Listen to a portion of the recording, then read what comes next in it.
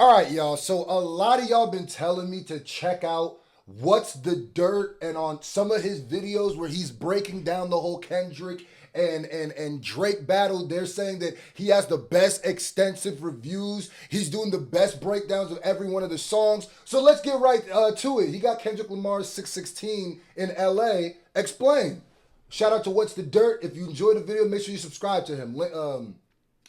All right, guys, I've been eagerly That's his channel, by the way.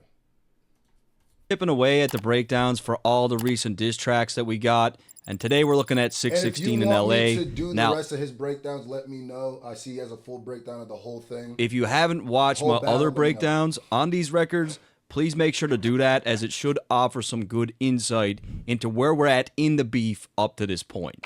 And I promised my nephew I'd do this, so huge shout out to Marty. I may be doing this Marty wants to be a backwards. YouTuber someday, and if he wants to So do it, if I do this, he and can you guys do it. like Don't let anyone I'll tell do you the that you first can't one. do it, okay, buddy? then So boom. right off rip, it was on Euphoria where Kendrick alluded to going back-to-back on Drake, and that's exactly what he did on this record, releasing 616 in LA just true. 3 days later. Back to back, I like that record. I'm gonna get back to that for the record. And this was something that I predicted over a month ago before any of the disses dropped, when all we had was the Like That record.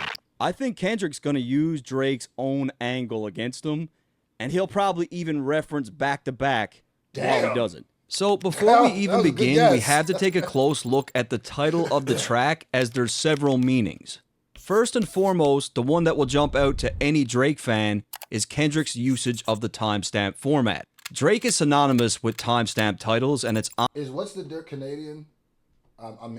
He's got some sort of accent. on these records where he gets super busy with the pen. Whenever someone tries to tell me that Drake can't rap, I'll always tell him check out one of those records, then tell me that he Facts. can't rap. So Niggas this was a lie. Niggas very lie. Drake strategic can and rap. petty angle from Kendrick as he attempts to taint Drake's long-running series. Even since this track dropped, we've seen multiple people claim that Kendrick's version of the timestamp was way better than any of Drake's, and this very well could have been Kendrick's goal. And let's be realistic, Drake still has by far the best timestamp records. Okay, He still- thank you. He still lays claim to that. You know why I like this guy? Because there's other people that I react to and they have a clear bias where they don't like Drake. I could tell it since it's just culturally cool to not like Drake. I like how he keeps it real, man.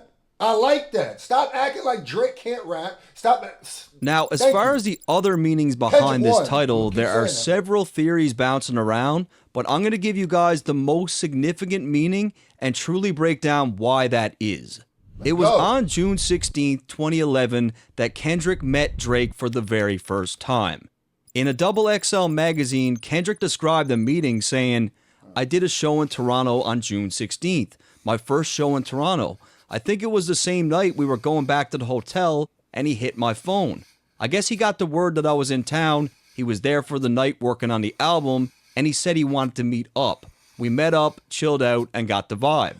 Now remember, the Buried Alive track that Kendrick did for Drake was based on this moment when they first met. On Buried Alive, Kendrick reflects on this meeting with he's Drake, breaking it down. mentioning how Drake introduced him to the glitz and glamour of celebrity life. Kendrick described being picked up in a Maybach by Drake and states that Drake brought him to a fancy place to eat where he talked to Kendrick about women and the industry.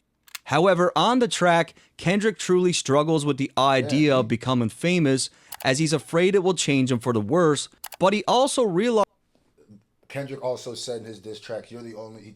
He told Drake, "You're the only one who likes being famous." realizes that this type of lifestyle comes with the territory. This Now, nigga- what's I like- extremely What's the Dirt critical to breaking it point down? out is how Kendrick ends off the track. The reason why the highlight was when he said you belong to the people when you outside. So he clearly says that's what he said. Now, who is he? Who's he talking about? So dig a shovel full of money, full of power, full of pussy, full of fame, and bury yourself alive. Then I died. What most people fail to realize is that these last few lines is not Kendrick speaking to himself, but Drake having a conversation with Kendrick. And this is the part that's really important. When asked by Double XL to explain the meaning of why the track ended like this, Kendrick said the following. At the end of the verse, that's him in the conversation. Him telling me that you must accept this lifestyle and it's up to you how far you're going to go with it or how much you're going to let in. I then acknowledge what he's saying when I say, Then I Died, which leaves it hanging on the audience trying to figure out where I would go with it. Oh, Will I let my it taint me or goodness. This nigga's such a good writer, bro. This nigga's such a good writer. This nigga treats verses like movies. This nigga think he got down M. Night Shyamalan. You feel me? Huh? destroy me, or will I know how to deal with it? So, I mean, it's on this night, June 16th, where Drake is giving Kendrick a pep talk about fame, the industry, how to deal with it. This Buried Alive interlude is important because Drake gives Kendrick a choice. He tells him that fame will come and that it's up to him on how he deals with it. But the thing is, Kendrick wasn't the only person who needed to make this choice. This whole thing rings true for Drake as well because Drake had the exact same choice to make, and after Take Care, his fame exploded and he was completely consumed by it. Drake's lifestyle in 2024 isn't that much different from the lifestyle that he showed Kendrick back in 2011. Drake is still living that same old rapper's life, it's just on a far bigger scale. Now, in the case of Kendrick, he ended off the record making us wonder which way he'd go with it, and today, we now know what choice he made. Unlike Drake, Kendrick did not get buried by the temptations of money, power, pussy, and fame. Both artists took an entirely different route, and the Buried Alive interlude is important because it acts as a full circle moment. By Kendrick using the date June 16th in the title, Drake knows exactly what he's referring to, and bringing this up 13 years later is extremely powerful. Kendrick proved to have the strength to resist the temptations that Drake warned him about, and Drake himself was weak and couldn't do the same. Now, the reason why I like people like What's the Dirt is because I believe the same way that I break down hip-hop should be broken down the same way people break down novels, same way people break down movies. These artists, us as a rapper, me as a rapper, what we put into our writing deserves these kind of breakdowns. And honestly, when you have these kind of breakdowns, it makes the songs more enjoyable. There's a lot of, that's why I can't stand surface level reactors or surface level reviewers who just listen to a song, bob their head and go, oh, that was dope. Or them clearly are just waiting to see what the rest of the culture says and go with that. Can't stand them niggas. This is how you break this shit down. This is the kind of respect, time, and etiquette rap deserves, especially when you're talking about someone like Kendrick Lamar and Drake, man. Gotta say, Drake flips this narrative really well on Family Matters, but that one's coming up next. So when we get a track like Euphoria, all these years later, the shit that he's saying to Drake is all the more impactful. I'm allergic to the lame shit, only you like being famous. Fans might take lines like this one lightly, but it holds a lot of depth because Kendrick knows that when he first met Drake, Drake had plans of keeping a level head, as that's what their conversation was about. This is only further confirmed in the Double XL interview when he talks about Drake and the concept of the Buried Alive track. I felt like he was in a space now where vanity's everywhere, and he had his hands on every bit of it, and he's trying to escape that. But what's clear today is Drake lost this fight. I mean, he didn't escape it at all. It's a 2004 Acura TSX. It's a nice first car for like a teenager, I guess, as opposed to a Mercedes or BMW. I think that's pretentious, personally. And this is exactly why Kendrick uses June 16th in the title and why it's so significant. It's by far the most significant use of the title. 616, the day that they first met, the first collaboration they did, Drake's sophomore album, an entire record was made about that moment. Now we're 13 years later, and it's coming up again. And like I said, Drake knew exactly what he was doing with this title, because just days after 616 in LA dropped, Drake posted a Buried Alive Part 2 parody song where he mocks Kendrick. Whoa, where was this? I missed this. He dropped a Buried Alive parody song? Yo, what's the deal? I missed that completely. Flips the narrative again. If you in a pine box, that's how you felt in 2011 while we wasting time. Dreams come true, Crody, this is where you die. Let's fucking go. Come on, hit the like button. However, 616 in LA could possibly be in reference to allegations of Drake being involved with younger women. As you guys know, Drake goes by the Six God and 16-year-old. Go and get your thumbs up for that, because you going in. No, you going in. I don't know where you getting all this information from, But you paid attention to detail. I can respect that. Hold this thumbs up. Old girls for him might just be prime real estate. That is the allegations. Allegations. Now, this is only further supported when we look at a young woman by the name of Bella Harris. Bella is an LA-based model who, even at the age of 13, stood at a height of 5'10", and she skipped the teen division of modeling and moved directly up to the women's division. So you should be hoping. You should be in the WNBA on the Vegas Aces right now. What are you talking about? Modeling. You're supposed to be in the paint with that. You're supposed to be what? This at the age of 13, this child is being 5'10"? Categorized and showcased as a full-grown woman. When I was about 13, I was really tall. I was like 5'9", and everyone's like, "Oh my God, how old are you?" I'm 12 and 13. And back in 2018, the internet went crazy as Drake was spotted with a then 18-year-old Bella taking pictures that resembled that of a happy couple. This shit feels like teenage fever. However, Drake has ties with Bella that dates back to 2016, and given Kendrick's angle throughout this beef, I think this is what he's talking about. This is a picture of Drake and Bella at Rihanna's Anti-World Tour. As you can see, the date of this photo is May 5th, 2016, and when we look at Rihanna's tour history, she was indeed in LA for that date. Then when we look at the fact that Bella had literally just turned 16, just 1 month before this photo was taken, it's all the more compelling. 616 in LA, Drake the Sixth God was indeed with a 16-year-old girl. Okay, this one's a little reachy. I don't know about this one. This one's a little reachy. I respect how deep you trying to go, trying to cover every angle.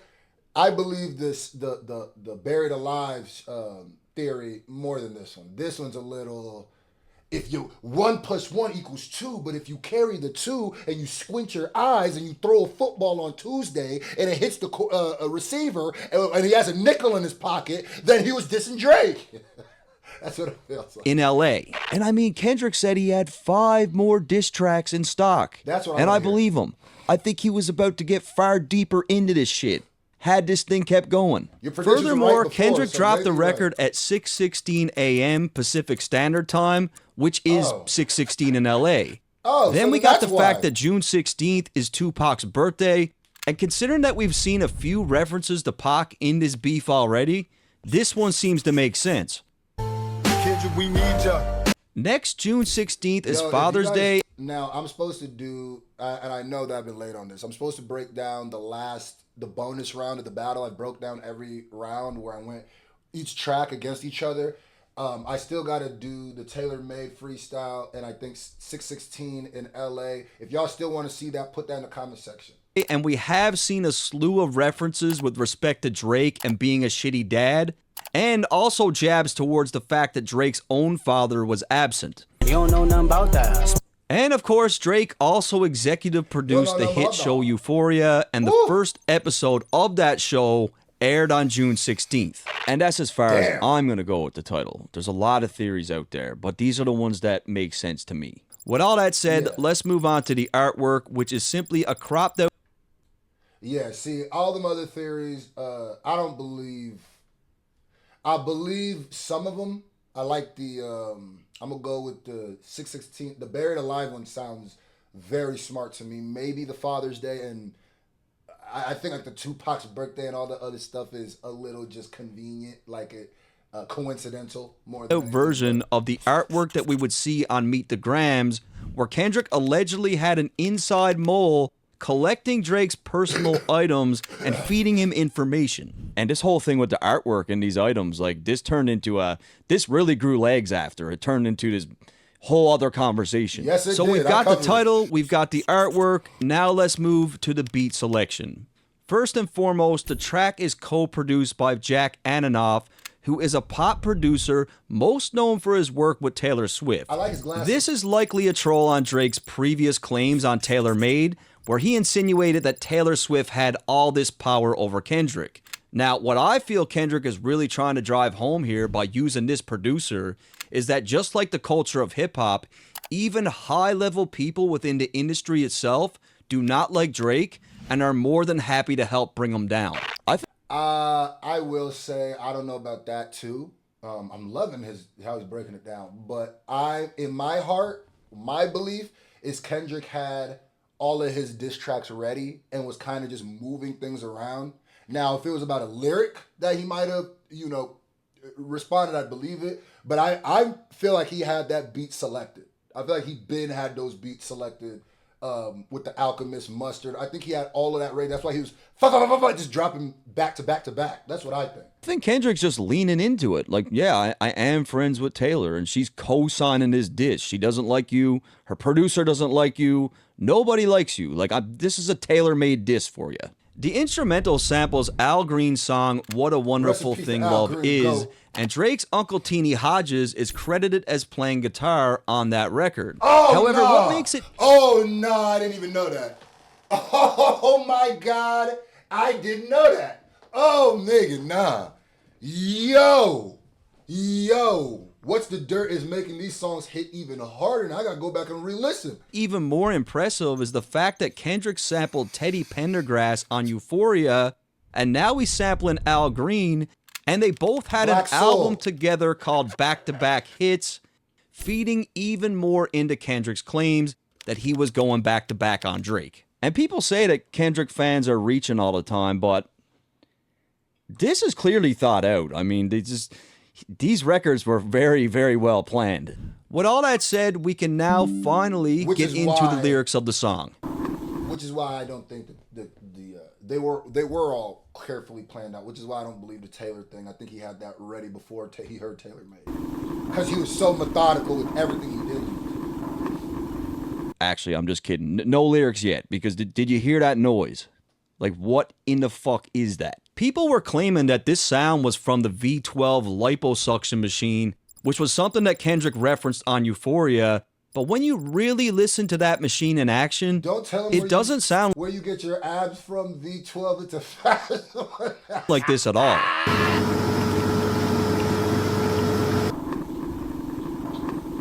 And the main reason why this video took so long is because I got extremely subject stuck on finding out what the sound was. First, I thought that it could be a money counter. Nah, that ain't a money counter. I thought maybe it's a lie detector test.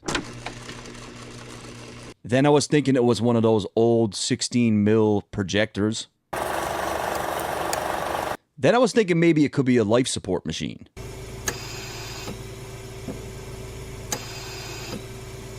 I was manipulating an equalizer, changing the pitch, adding plugins, still couldn't narrow it down. And if it wasn't for my girlfriend, I would probably still be doing it right now, because she had to tell me, look, Matt, it's time to move on. It drove me crazy, because there's no way that Kendrick's looping that sound for as long as he did, and it means nothing. Like, it means something, and Drake's probably the only one who's going to pick up on it. However, something I do feel fairly confident about is that if you really listen to the beat closely, Kendrick chooses to chop up the Al Green sample and loops it so that it sounds like he's saying, "Boy Wonder." Now, you gotta remember, this track is in response to the Push Ups record, where Drake sampled the drop from Who Kid.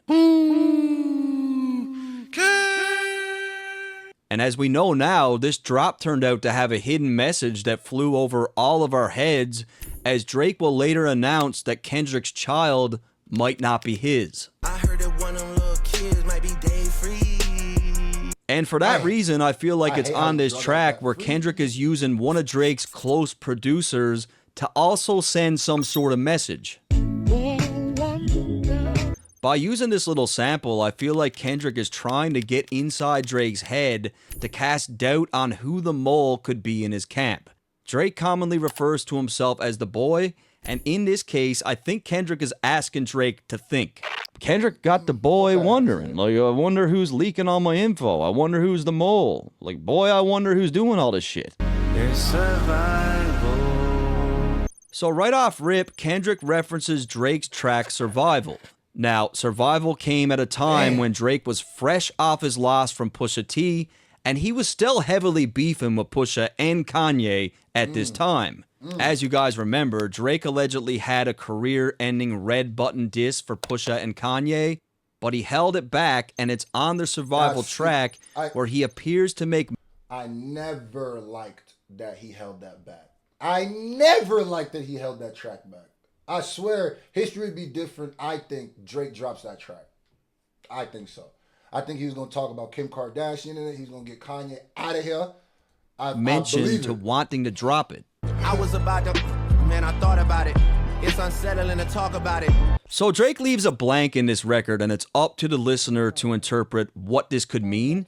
But the way that I see it, he was either talking about putting a hit on Pusha and Kanye, or he just really wanted to drop that track, but it was so scathing that it was unsettling for him to even think about where he was about to go with it. Which is why you drop it. It crossed the line of music. Either way, that nigga right there is the reason that he didn't drop it, which I think hurt Drake's brand. I really think it did. That Jay Prince, which Kendrick also addresses him and his son in one of the songs, I think he hurt Drake. If it was really Jay Prince's decision to not drop that, you hurt Drake. That was one of his first big kinks in his armor, for sure, for sure. Common denominator in this case with respect to Kendrick is the fact that Drake is now saying the exact same thing to him.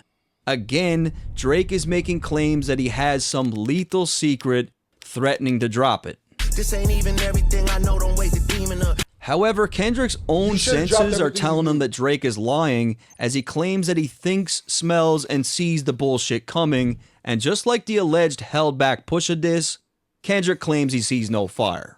I feel like he's saying, you were bullshitting then, now you're trying to pull the same stunt again, you're full of it. Off-white Sunseeker at the marina. Fuck a phantom, I like to buy yachts when I get the fever. So right away here, any seasoned Drake fan will tell you that when it comes to timestamp records, Kendrick is clearly matching Drake's subject matter stylistically. Is there more to life than going on trips to Dubai? Yachts on the 4th of July, G5 soaring the skies.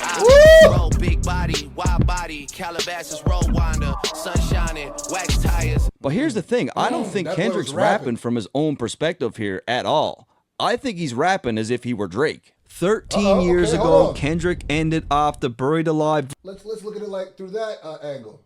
Verse, speaking in the perspective of Drake, and I feel he's now circling back to do that again. Off-white Sunseeker at the marina. Fuck a phantom, I like to buy yachts when I get the fever.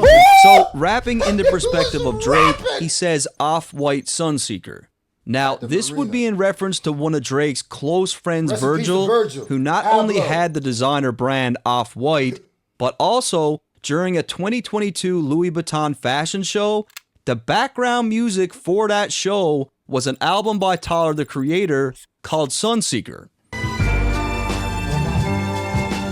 And this was Virgil's baby. This was his show. He directed it, and rest in peace to Virgil. Secondly, a Sunseeker at the marina is in reference to a company called Sunseeker, which is a builder of luxury yachts. But in the next line, things only get deeper. In the second line, Kendrick, from the perspective of Drake, claims that he's tired of buying Phantoms and now likes to buy yachts when he gets the fever.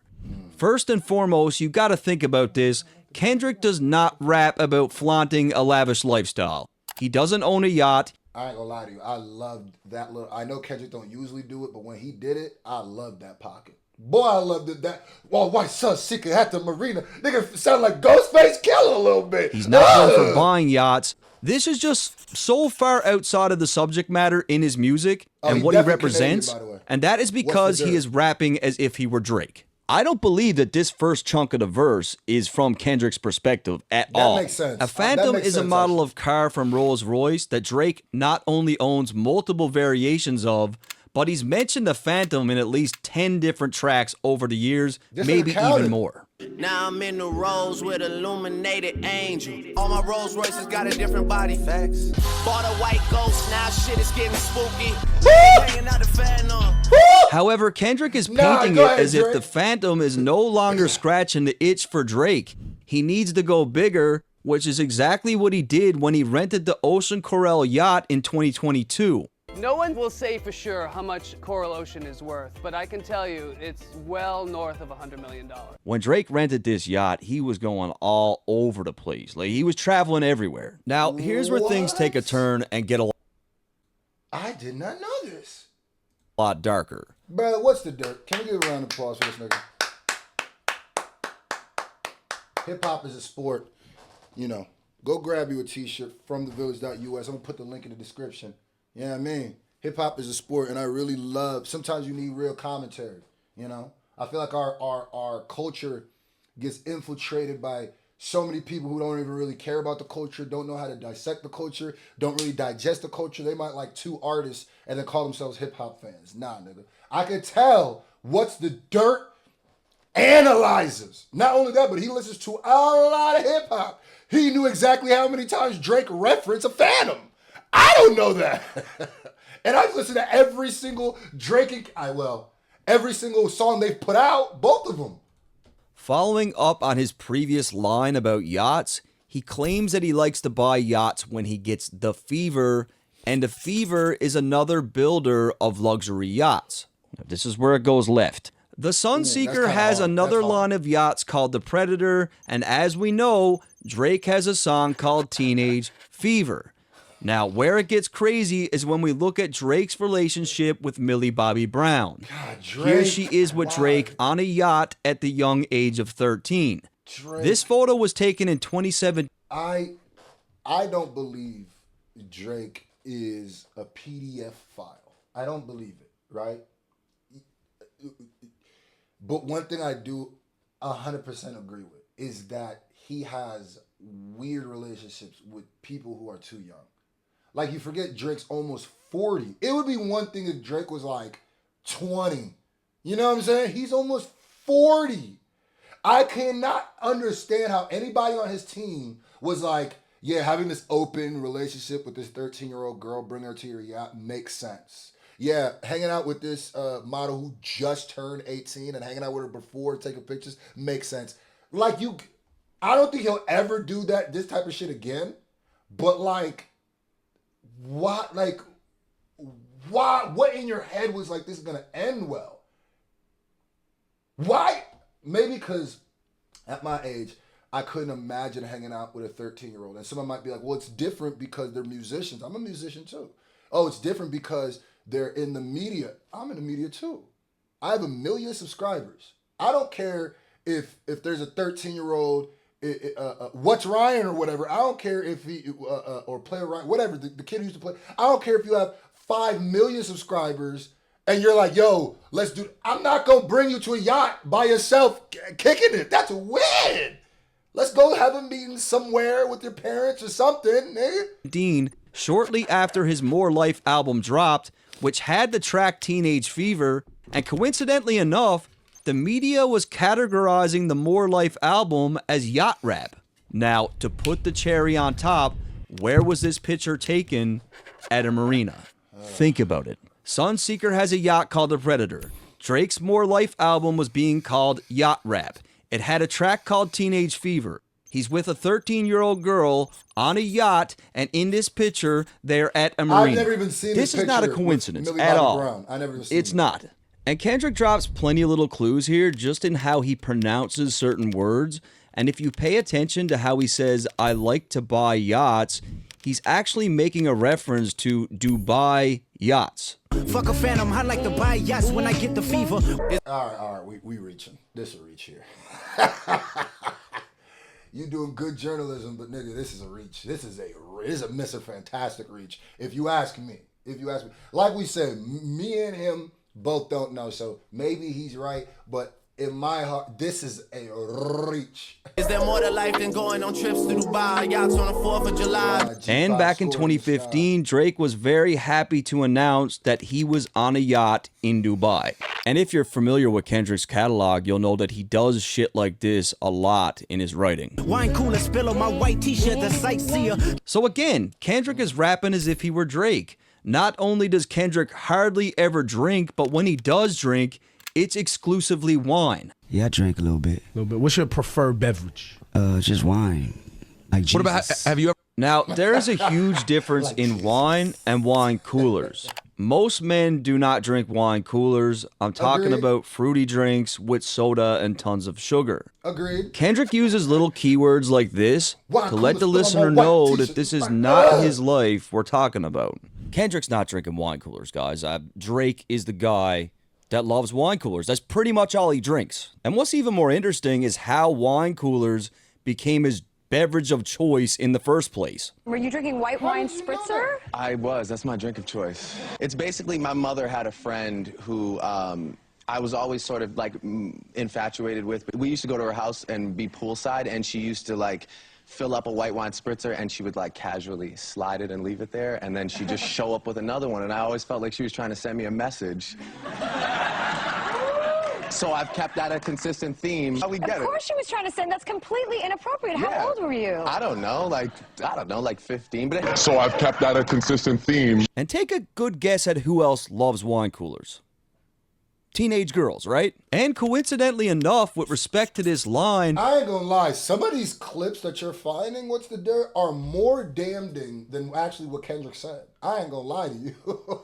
I think you're adding a lot of potency to what he's saying. Oh my God. First of all, the Millie Bobby Brown picture I had never seen.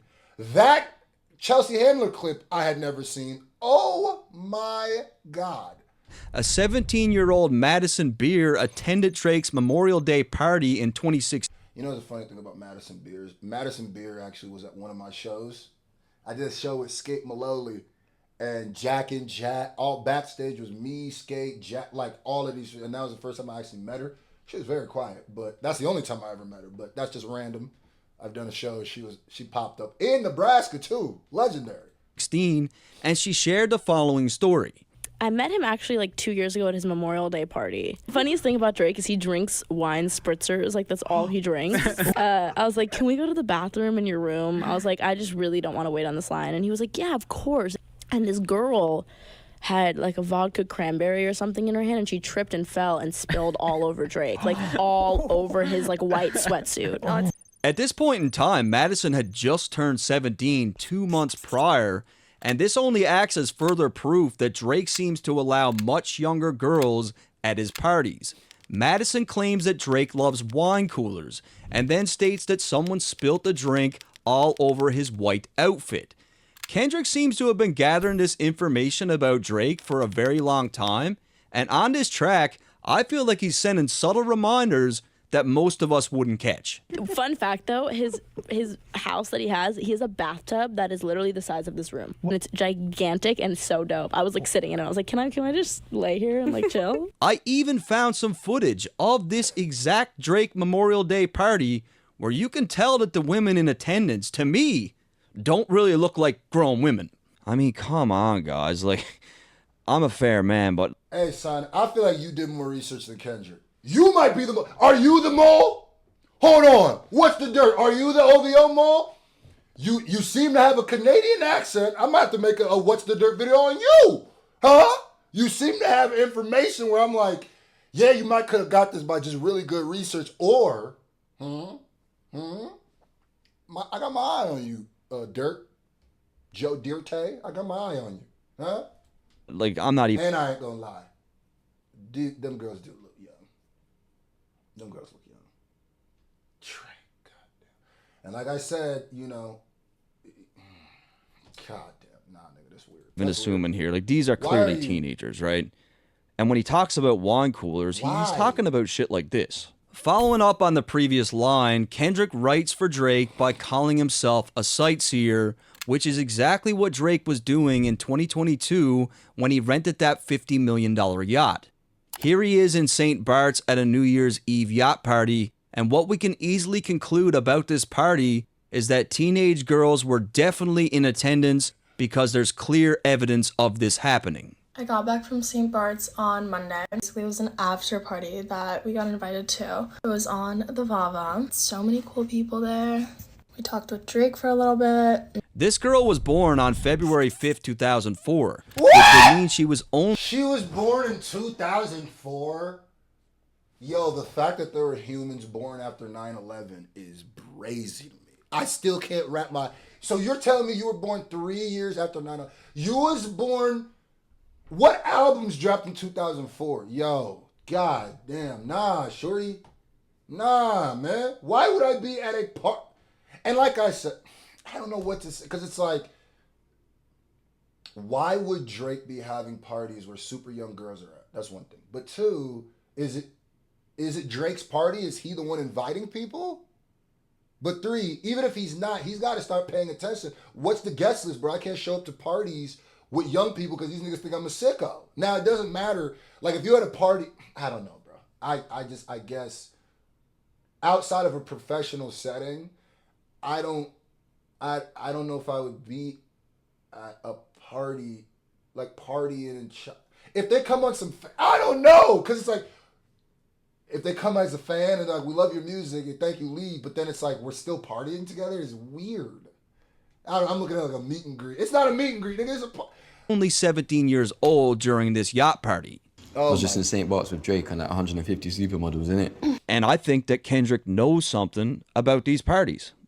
I do. Trifecta, money, morals, and culture. That's my leisure. In the second line, Kendrick says trifecta, money, morals, and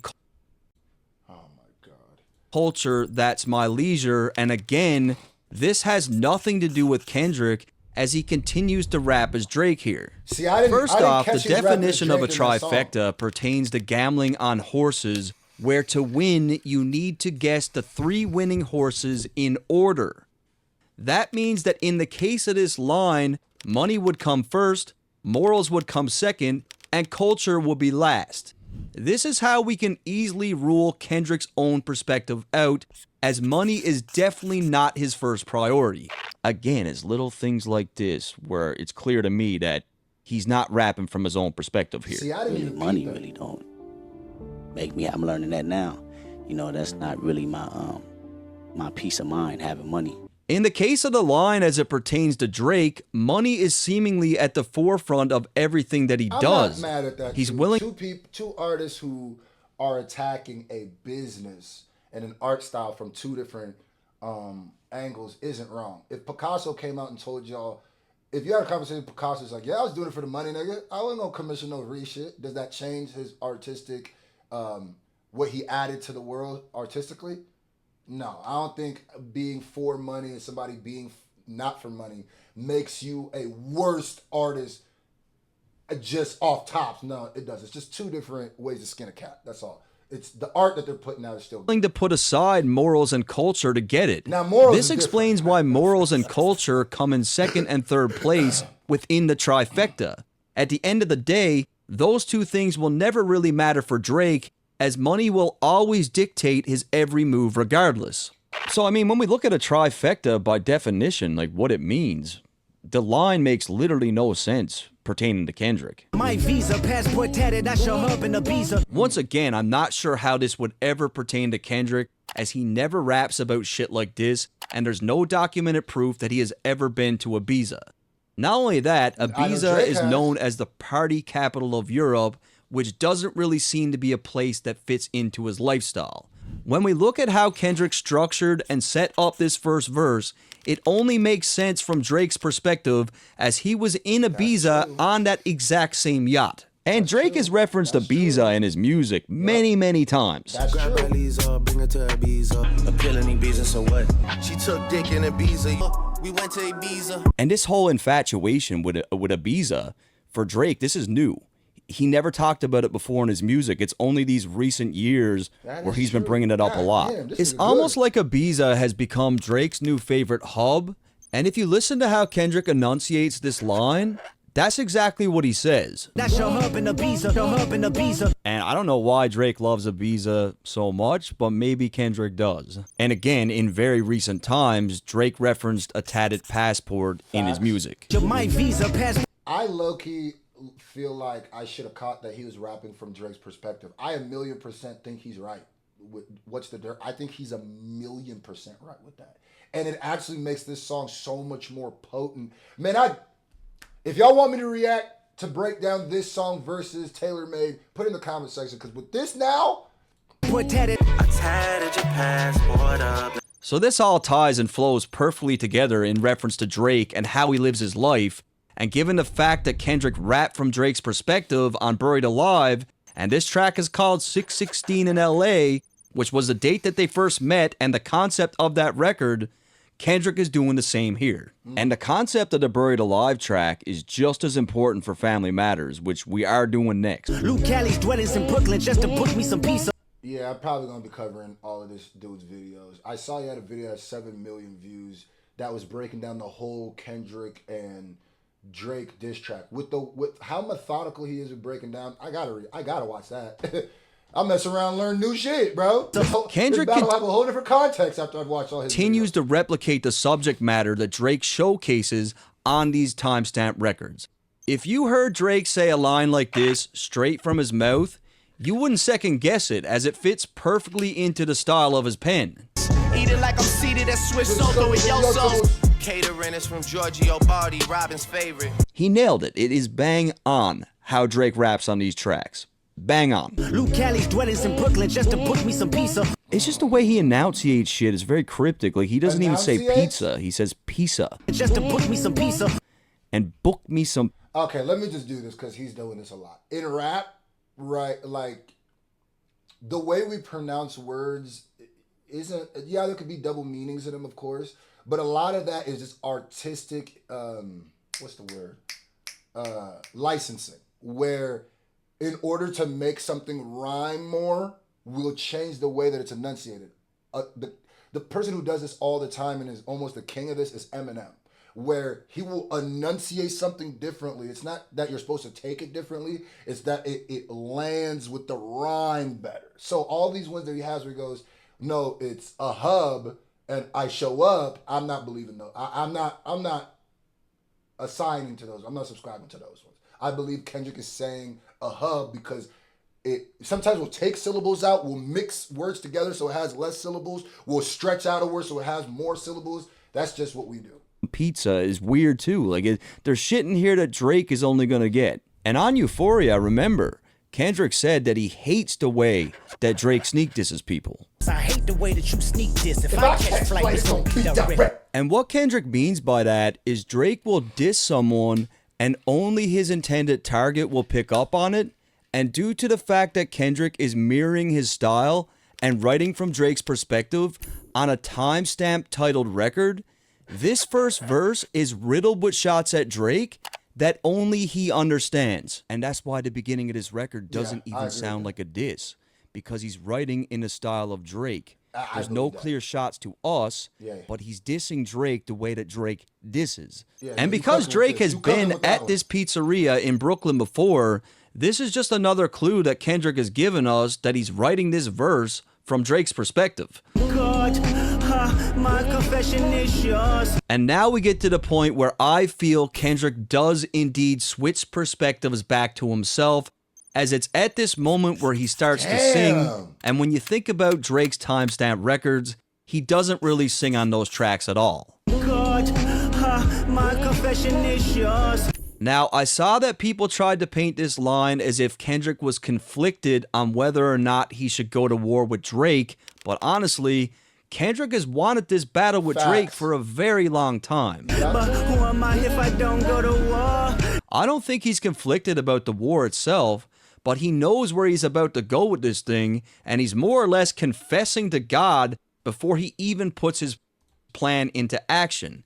Facts. That's I 100% agree with that. He's basically, Father, forgive me for I'm about to go to war. Is basically what he's saying. Like, who am I? I am the battle MC. I am the person who holds up the integrity of hip hop. I'm the person who's been at a cold war with this nigga for years, nigga. So who would I be if I don't go to war with this nigga? Facts. Kendrick knows he's about. So it is him conflicted if he should go to war because of the person he is. It's not him being conflicted whether he should go to war or not. It's him being conflicted if God will forgive him for going to war or not. He's going to war regardless. To go on attack, likely committing multiple sins, which will need forgiveness from God. Facts. If you pay attention to the way he delivers these lyrics, he's deliberately singing in a very ugly, offbeat, non-sonically pleasing way. God, my confession. This singing style reflects Kendrick's internal chaos. He's holding some guilt as a dark side of him is about to emerge. It's like he's saying, like, I'm sorry, God, like ahead of time, I'm sorry, but I gotta do this. There's opportunity when living with loss. I discover myself would not fall short. Some people thought that this meant Kendrick was worried about losing to Drake, and if he did, he'd learn something from it. But I don't think Kendrick even considered the possibility of losing this battle. You don't go to I mean, war let's with be that real here. He had this whole thing mapped out. I believe even at this point, he knew he had a winning strategy. Like, he knew he was going to win this thing. I feel that Kendrick knows that he's about to unleash a beast that we haven't seen before, and he's hinting at an internal struggle. When you think about it, Kendrick doesn't have any music in his catalog that resembles the subject matter on these diss tracks. I think the loss that he's talking about is he's about to lose control of himself, right? He's about to go against everything he stands for, like his faith. However, being a man of God, he knows that the Lord will forgive him, and he knows that going through with this thing will offer an opportunity for even more growth. Raise my hands to a fallen sky. I fantasize me jumping planets, immortalized. I correspond. So A Fallen Sky is basically an aftermath of a disaster, and it's here where Kendrick is daydreaming about the results of the war. He dreams of jumping planets and becoming immortalized as he's fantasizing about how a victory over Drake would cement his name in the hip-hop history books. And it did. And Kendrick's a rapper's rapper. Like, he's a hip-hop guy. And a lot of our legends had beefs, right? So I'm sure he's thought about adding the beef to his resume. He had... in this sport of hip-hop is a sport. When it comes to me talking about the greatest of all time, if you don't have a battle that tested your pen, you cannot ever be that in my consideration, not in a competitive sport like hip-hop. If you never went in on a battle, and you don't even necessarily got to win that battle, you just got to battle, right? Now, the winner is going to get higher in the ranking for me, but a lot of people got Jay-Z losing to Nas, but to me, what makes Jay a GOAT is that he battled Nas. You feel me? Same thing. You have to have that in me. That's a criteria. Otherwise, the criteria are all kind of superficial, and subjective. Like I said, it's not about who wins the battle. It's about, did you pick your pen up and bang with somebody? If not, and then also the aftermath. How did you handle the battle? How did you handle the win or the loss? I need to see you at your best, and I need to see you at your worst before I can decide if you're one of the greatest of all time. And that's just a fact. That's a lot to put on somebody. These thoughts are so strong for Kendrick that they overpower his own faith, and it's here where he really decides that he needs to go through with it. He truly confirms this when he says, I correspond, meaning he needs to fulfill this fantasy. So I feel like he's daydreaming about like destroying Drake and getting him out of here and how that'll feel. And then he snaps out of it and he says to himself, I got to do this. I got to go through with it. I wish somebody would break down my songs with this kind of care and research, nigga, like for sure. 3 angels watching me all the time. Kendrick claims that he has 3 angels watching him. And for anyone who's familiar with Christianity, you will be well aware of Michael, Gabriel, and Raphael. These are the 3 main angels chosen by God, and each angel represents something different. Given the fact that Kendrick knows he's about to embark on a journey that's testing his faith, he knows that these 3 angels are with him for guidance on the mission. And guys, he pretty much confirms this by bringing up some of these angels later on in the track. Outside of this biblical reference, in 2013, Kendrick lost 3 of his close friends, Chad, Pup, and Braid. That's what I thought. I was going to say, I low-key took that more of Kendrick losing his friends, and he has 3 angels watching him all the time. He mentions these guys on multiple songs, but on a YG record, he makes reference to all 3 of them. From what I could gather, he was really close with all 3 of these young men, so it's very possible that the 3 angels is with him is these guys too. Put my children to sleep with a prayer, then close my eyes. Definition of peace. So coming off his Euphoria disc, Kendrick painted Drake as a deadbeat dad. Yeah. That's whole shit. I got a son to raise, but I can see you don't know nothing about that. Kendrick states that Drake is not instilling the same family values as he is, and in this line, he confirms that putting his kids to sleep with a prayer gives them 100% peace. This is all he seems to need. With Drake's kid, it's almost like he wants them to be just as famous as he is. Like almost like the Kardashians' kids or something, right? Where he's all up in the interviews, he's in the music videos, he's all over social media. Whereas Kendrick, you're hard pressed to find even a... that's not fair. Drake you can't have it both ways. You can't have the narrative be that Pusha T forced Drake to show his son, and then also have it be that Drake wants his son to be famous when Drake literally said he was hype. I thought that's burning your wick at both sides. Was it Drake not wanting the world to see his son and keeping him away from the spotlight because of that, or is he trying to have him be famous? I don't agree with that at all. The way Drake moves to me is more someone who didn't want his son to be famous, but is forced because everybody says he's a deadbeat dad, so he keeps showing you all the time he's spending with his kid. I don't think, putting him on records. I don't know. I would say that I don't agree with this to the point where this is almost unfair if you look at it, because it's like, what if he doesn't show his kid? You're gonna say he's a deadbeat. If he shows his kid, now you're gonna say, oh, he just wants. He's like a Kardashian. That's crazy, bro. A photo of his kids. It's just two different parenting styles, we could say at a minimum. Tell me who gon' stop me. I come from love. Kendrick makes a reference to himself as he moves with love, strong morals, and integrity, and by living this way, he feels unstoppable. In contrast, as we heard on Euphoria, he doesn't feel like Drake has the same values at all. So, in Kendrick's mind, this is like a battle of good versus evil. Cover my heart, then open me up. So, Kendrick refers to someone by the name of Estelle. Now, it's not 100% confirmed, but this appears to be his grandmother, and when claiming that she covers his heart, he's alluding to her offering him protection. And I really tried to confirm who she is in relation to Kendrick. I went through his family tree, or I tried to. Very private. God. Like Drake's family tree, you can trace back to the 1800s, but Kendrick's is on lock and key. Like, there's nothing there. But when it comes to Estelle, he's mentioned her before. Oh yeah, you did some research. There's also the fact that during Coachella, he had her name on his custom boots, where it clearly reads Estelle Oliver. Estelle Oliver on his mother's side. So I believe this is his grandmother. Remember when picked up a pen, lyrics that I can trust, timid so. This nigga is like a private investigator, bro. You ever need to find somebody, you gotta hit up, what's the dirt, bro? Staring in the mirror, asking where I was from. Kendrick appears to be reminiscing on a simpler time. When he first picked up the pen, he didn't have much to prove, but it also seems like he didn't have a lot of confidence. It's suggested in the previous line that Estelle helped open him up, possibly helping him come out of his shell.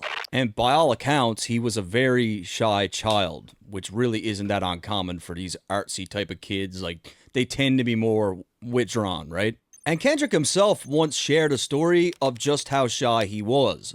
There was a math question that I knew the answer to, but I was too scared to say it. And then this little chick said the answer, and it was the right answer, my answer. That bothers me still to this day, being scared of failure. And from his past lyrics, we know that his grandmother had a huge impact on the entire family. Ever since grandma died, everyone parted ways, argue on holidays. He even said that all those Grammys that he won, when he won all those in a row, he said those are all at her house. My 7 trophies is at my granny's in heaven's arms. And he did say when she passed away, he was heartbroken. Grandma said I get some Jordans for my grades. That's my baby. When she died, my heart broke 100 ways. So when he was younger, it seems clear that this woman had a huge impact on his life. I know this type of power is gonna cost, but I live in circadian rhythms of a shooting star. Kendrick recognizes that he's asking a lot from the Lord while on this journey. Earlier in the verse, we heard him dream about becoming immortalized. He understands that the type of power that God has blessed him with comes with a cost. And to me, this first part of the verse here has a lot of references to God and religion. And in terms of Christianity, a shooting star means that God is with you. He's guiding you. Now, as far as the circadian rhythm line, let's look at this piece by piece. A circadian rhythm is the internal process in the human body that regulates when you sleep and when you wake up, and it's all linked to the Earth's rotation. Now, a shooting star is a streak of light in the sky caused by a meteoroid burning up as it enters into the Earth's atmosphere. It's very fast, but a brilliant phenomenon. By combining these ideas, Kendrick could be suggesting that, like a shooting star, his life or moments in his life are intense but fast. Plenty of meteoroids remain in space, and only some are destined to enter the Earth's atmosphere and become shooting stars. Yep. Kendrick doesn't want to be another rock floating through space.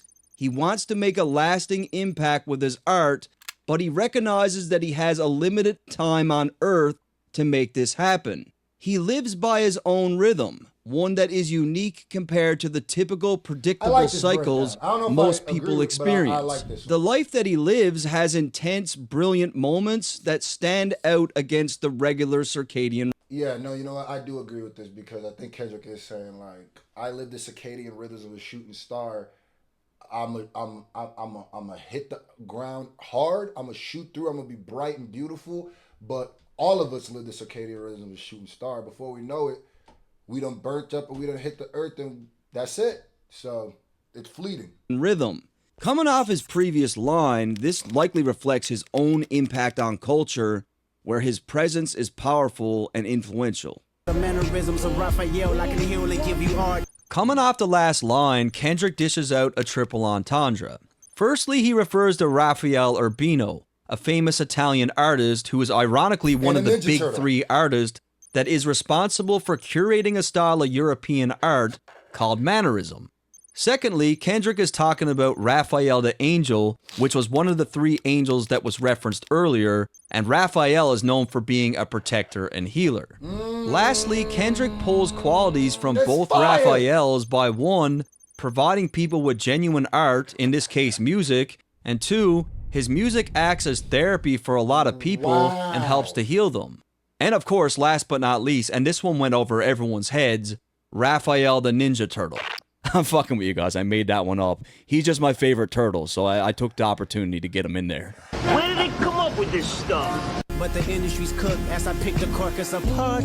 So I look at this line very different from everyone else, and I'm not saying I'm right, but just hear me out. Kendrick says that the industry is cooked, and what I think he means by this is that the industry is a facade. Record labels are cooking the books and inflating the numbers.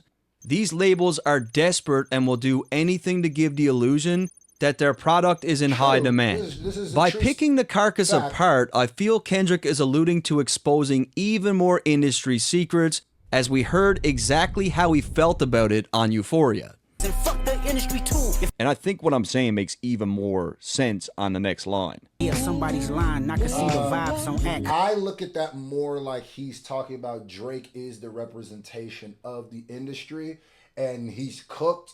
And it's a double because he's saying the whole Drake is what's holding the industry up. Drake is the representation of the industry. The industry's put their resources behind him. So if I destroy this nigga, the industry's cooked. Y'all invested everything in this nigga. So if I get him out of here, you niggas you don't know what to do as I pick his carcass apart. As I as I eat the dead body. That's how I look at it. He could be right too. Even he looking compromised. Let's peel the layers back. So many people have accused academics of being on Drake's payroll and being on the record label's payroll.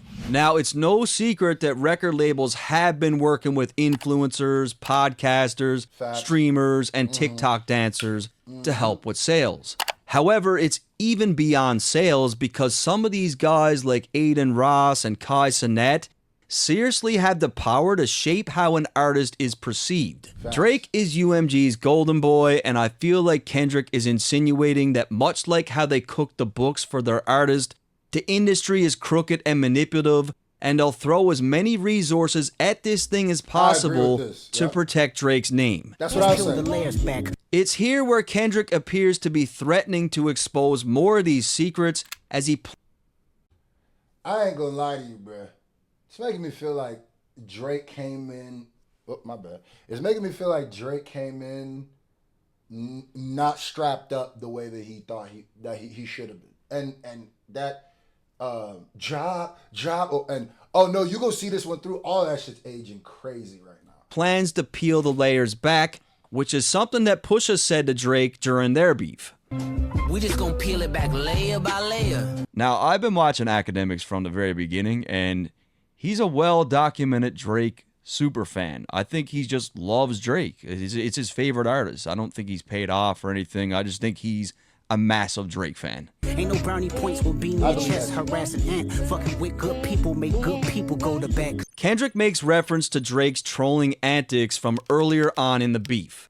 Shortly after dropping the push-ups track, Drake decided to antagonize Kendrick's manager Ant by posting 2 pictures. Kendrick continues to paint Drake as the bad guy and bully in the situation by insinuating that Drake is picking easy targets.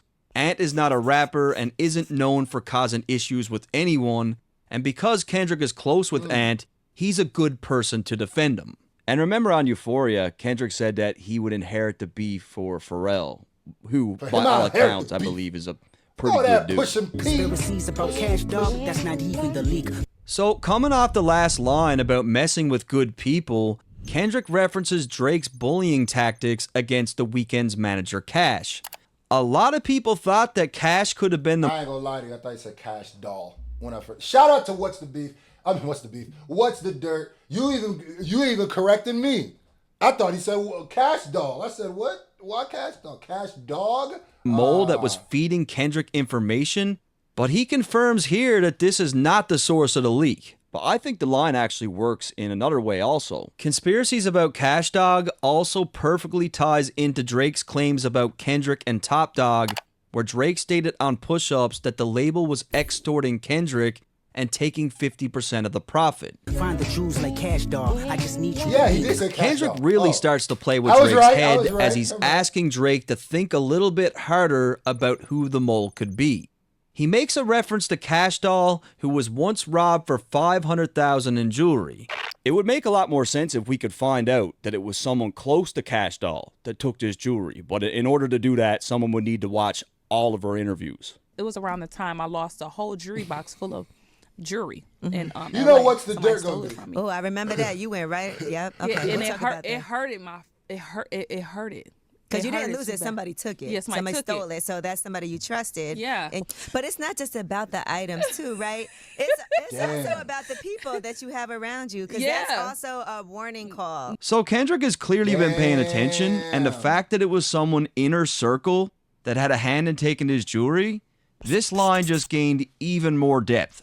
Find the jewels like Cash Doll is actually so much more fire than I realized.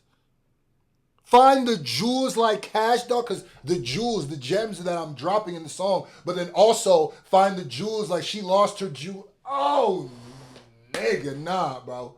Nah, bro. Find the jewels like Cash Dog. I just need you to think. Oh. Tough line, man. You gotta say, it is. Now, I don't want to feed too much into this Ebony Prince character from Twitter, but it is definitely interesting given the fact that he posted a bunch of jewelry and proof of receipts of alleged jewelry that Drake purchased. So, I mean, this could very well be in reference to all that. No one can confirm. It's all really weird. Are you finally ready to play? Have you ever? Let's see. Kendrick continues to turn up the heat and references his lyrics from Euphoria. Have you ever played? Have you ever? Okay, let's play. Now he really starts to mess with Drake's head. Have you ever thought that OVO is working for me? Kendrick cleverly attempts to make Drake question all those around him by suggesting that someone close to him is not really on his side. Fake bully, I hate bullies. You must be a terrible person. Everyone inside your team is whispering that you deserve it. So pretty self-explanatory. Yeah. Kendrick continues to paint Drake as the bad guy and implies that even his own team are preying on his downfall, claiming that he deserves everything that's coming. Can't Tootsie slide about it, this one is just gonna resurface. Kendrick references Drake's #1 smash, Tootsie Slide. This was a track that had everyone dancing during the summer of 2020, which is something that Drake is really good at doing. Left foot up, right foot slide. This is probably now, Drake's Tootsie worst Slide song. conveniently dropped just 3 months after a video surfaced of Drake where he's kissing a 17-year-old girl on stage. Nah, this video's been out for... This video's out before that. This video's out before that. Am I tripping? I remember this video coming out when it happened. I want to say this video was out way before that 6. Maybe it resurfaced, but niggas knew about this. I feel like this video been out. The clip took the internet by storm as Drake already had a past that raised a lot of eyebrows, and it was just 5 months before that where Drake paid $350K to a SA case, which was something that Kendrick referenced on Euphoria. Have you ever paid $500,000? like to an open case. These were big stories at the time. Like a lot of 500,000 what he paid though. He paid 350. Why are you gonna explain where the other 150 came from? people talked about this shit. It was not a good look for Drake, so he drops this massive hit. And of course, that helps deaden the noise, right? However, when it comes to this beef, Kendrick seems to be saying that even if Drake pumps out another big hit, the damage that he's about to inflict in this war will never be forgotten. No matter what Drake says or does, he's not going to get away from what Kendrick's about to do. I mean, this is probably true. Not Like Us was a #1 record. Look what he was saying on there. Like Drake. And if you look at Drake's last 3 drops charting, like songs that Drake is on, they have not been charting the way Drake really charts. That Camila Cabello song debuted at like 50, if I'm not wrong. It debuted really low, really, really low. And then his song with Sexy Red, I don't even know if it charted. So, which is an anomaly for Drake. So, to all the people who say they don't know if Drake will be affected by this, he's already been affected. Honestly. Now, we got to wait for him to drop his own song and see how that goes. But something tells me, bro. Drake couldn't even get away from the ghostwriter shit. Like, this new stuff's pretty heavy. Like, it's gonna be hard to shake. It was fun until you start to put money in the streets. Then lost money because they came back with no receipts. Kendrick insinuates that Drake is paying people to find dirt on him. Now, Kendrick, who lives a very low-key and private life, claims that Drake wasted his money since there's no dirt to be found. And it's also clever because, you know, you can't get your money back from a store without the receipt. I'm sorry that I live a boring life. I love peace, but war ready if the world is ready to see him bleed. Kendrick claims that the world is ready to see him take Drake's head off, and when we think about this beef, it seems like this was really the case. Kanye even said that all... Thank you, What's the Dirt? The biggest part of this beef and Kendrick's biggest stat boost was niggas was sick of Drake. I said, and it's crazy because somebody tweeted a clip from one of my old reactions where I said that. I think I was reacting to Scary Hours 3 or whatever. And I was like, yeah, after this, Drake just disappeared because you're so omnipresent. You're starting to become around too much, you know? Like Drake and, Cole, Kendrick, Frank Ocean, even Jay-Z, Nas, they drop music and disappear. You're going to hear the most from them from their music. Drake is always around doing promotions, always on social medias, always dropping music, doing features, and I get we live in an era where nowadays that's what he thinks he has to do, but I still think it makes sense for him to drop and disappear. But it's too late now. I said niggas is getting sick of Drake. You have to allow people to miss you. If they don't miss you, it's going to turn into resentment. All the rappers. And I do believe that this battle was not judged as fair because of that. I still have Kendrick winning big time, but I think the way that people broke down Drake stuff wasn't as fair. And people microscopically did things with Drake that they didn't do with Kendrick, and it really wasn't fair. People acting like he wasn't saying nothing in any of his songs. That's a goddamn lie. But that's why I'm a love to see his Family Matters breakdown. Excited to eliminate Drake, and everyone from the casual hip-hop fan to people that didn't even listen to the genre were chiming in to tear Drake down. Yeah. I mean, it was at the point where people were hating on Drake and they didn't even know why. Like, they'd be like, I'm a fucking metalhead, but fuck Drake. Exactly. So the word Elohim can actually be found in the scripture of multiple religions. In Christianity, it can be found in the Old Testament, and in Judaism, it's used in the Hebrew Bible. However, in both religions, it's recognized as a word for God.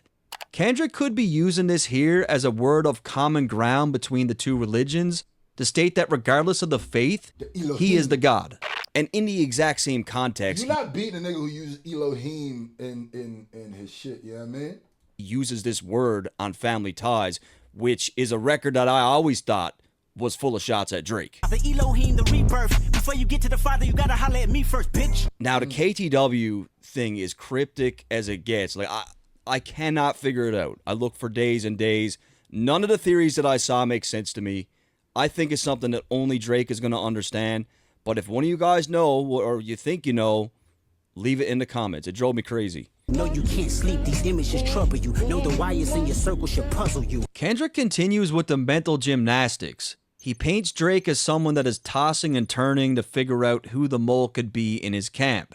He does this by referencing a wire in his circle, which is something that rats will wear when gathering information for the feds. And this is going over all of our heads because clearly the line is layered. There's something there. It's very eerie. It's very cryptic. There's something we're missing. If you were street smart, eerie. It's very cryptic. The line is layered. There's something there. It's very eerie. Is he saying he don't know what he's saying there? He's saying, I know you can't sleep. He's talking to Drake. These images trouble you. I'm assuming he's talking about the images that he's painting about Drake or the images that are coming out on Drake are troubling him. Know the wires in your circle should puzzle you, meaning that there is a rat in his circle that's giving him information. So Drake is probably sitting there very puzzled, like who's got the wire? It's very cryptic.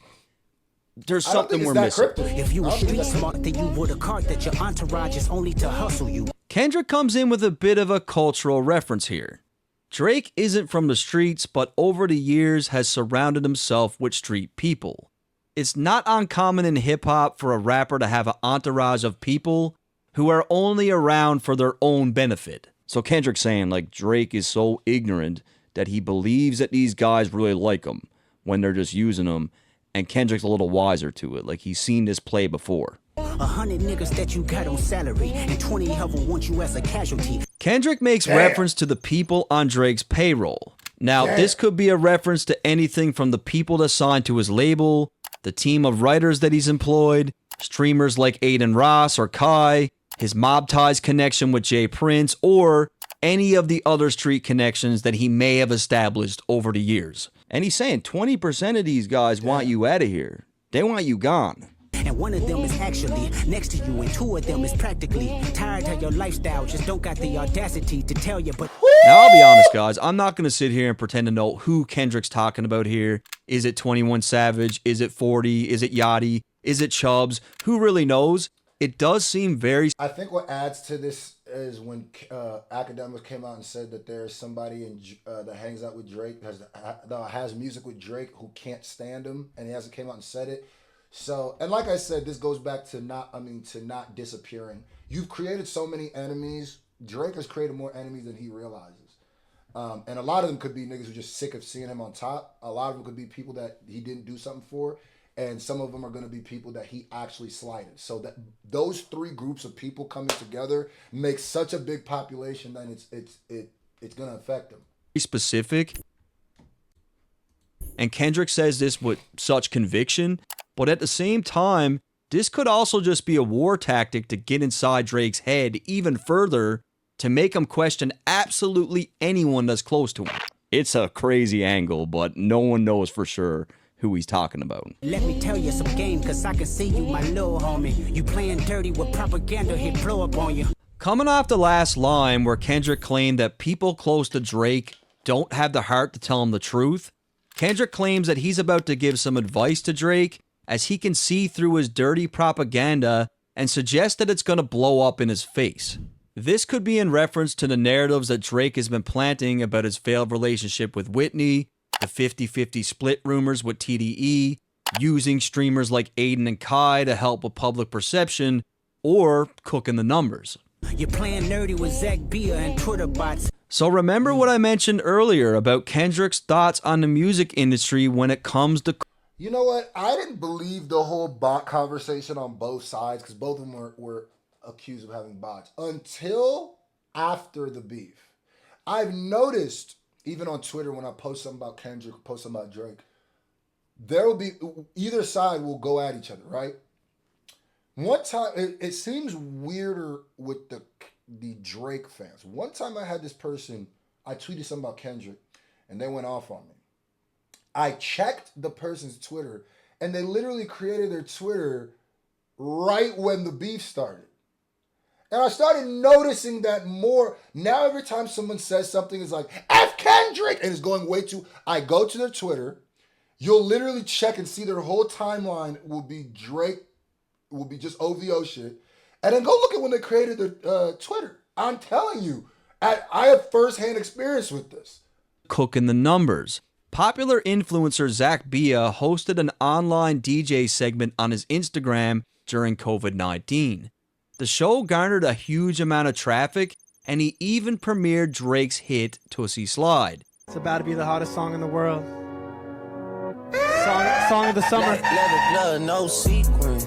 What Kendrick is trying to get across here is that Drake uses every resource imaginable to manipulate the masses. He drives this home even more with the reference to Drake using Twitter bots during the beef, which is something else that he was accused of doing. But your reality can't hide behind Wi-Fi. Kendrick claims that what he's about to reveal about Drake will be so extreme that all his old tactics won't work anymore. This ties perfectly into what he said earlier about not being able to Tootsie Slide his way out of the situation by using someone like Zach Bia for internet games. Your little means is losing steam. They figured you out. Kendrick claims that Drake's Instagram memes and the trolling And then he kept posting memes after that. Just on some... that he was doing is losing steam, which is 100% correct. In hindsight, all the childish bullshit that Drake was doing online only made him look even more ridiculous when this beef came to a close. It really annoys me because when Drake went against Meek, he was quiet. He let the music talk. Yep. And now in this beef, he acted like Meek. He had the Twitter fingers. He was doing all these memes, and it just made him look ridiculous. The first opinions is not convincing. I need a new route. So again, back to the streamers, influencers, podcasters, and media personalities. Many said that UMG and Drake were paying these people off, forcing opinions. It's a little bit ridiculous. I mean, even people were saying that I was paid off by Drake. Tons of people. I have been claimed to be paid off by Drake and Kendrick. That's why I said the worst people, the people who made, this was the greatest moment in hip hop in my lifetime. But the people who made this the worst, the only people who ruined this were the stans. Kendrick stans and Drake stans are the most awful. A stan is the most awful type of fan that will ever be. Stans will have a net negative for an artist, because I've seen people not like people because of stans. Eminem is an example of that. I've seen people go at Eminem and be like, I don't like that he said this, and I go, M didn't say that. The Stan said that. He never said this. There's a lot of times people go at Eminem for things he didn't do. It's because his fan base, it's awful. Like, I don't know why they're not self-aware enough to be like, my presence as a super fan who's obsessed is gonna actually probably hurt the artist that I'm standing for more than help him. Because it's like no regular person looks at any stan of anything or stan culture as normal or healthy. So it's just like, yeah, when I say something good about Drake, I'm being paid by Drake. If I say something good about Kendrick, I'm being paid by Kendrick. Because stans have no idea what being unbiased means. So, in fact, they take that offensively if you're unbiased. It's like if anyone says anything good about him, they're on some sort of payroll. Like maybe he's doing some things right. Bad. Maybe some people agree with him. You know what I mean? It's time that you look around on who's around you. Before you figure that you're not alone, ask what Mike would do. So in the first line, Kendrick is advising Drake to take a good look at his team, assess the situation, and start questioning who's really loyal here. He then suggests that Drake is not alone with his OVO team, meaning that someone from outside is always present. I mean, this whole planting seeds of doubt in Drake's brain about his crew is like a huge angle. I hope he didn't miss the actual Michael Jackson reference there. There's the Michael Jackson entendre is what makes it actually super fire, but let me see if he caught it. In the latter part of this record. To end things off, Kendrick tells Drake to think about what Mike would do, which is definitely a reference to Michael Jackson, as he also quotes his song, You're Not Alone. What's even more interesting is the fact that R. Kelly wrote this record for MJ, and we all know about R. Kelly and what he was into. Another MJ flip, and again, this one is fire. Finally, we also got to consider that MJ's personal doctor, someone who he was obviously close with, was proven guilty in court of killing MJ with a cocktail of medications. So again, Drake needs to be careful of who's around him because they might just be responsible for his downfall. And I got to be honest with you guys, this record was extremely difficult to break down. It is very cryptic. The way that it's written is mind-boggling. I know I missed a lot of shit because I know there's a lot of stuff in here that Drake is only going to get and no one else will. You did a great job, though, in saying that, we got Family Matters coming up next. And that's an amazing record, and I feel like it got overshadowed. I feel like a lot of stuff got missed, and I'm really, really excited to break down Family Matters. I like it. He's doing both sides. He's not trying to be biased. I like What's the Dirt on YouTube? Yeah. I watched a bunch of his videos. Oh, he's dope. He's dope. Being on YouTube and like watching. Shout out to What's the Dirt, man. This was fun. It felt like having a real hip-hop conversation, even though I was just watching your video with another real hip-hop fan. I can't wait for your Family Matters video. These is documentaries, man. Real talk. I could throw this on the TV. Netflix, hit your boy up, man.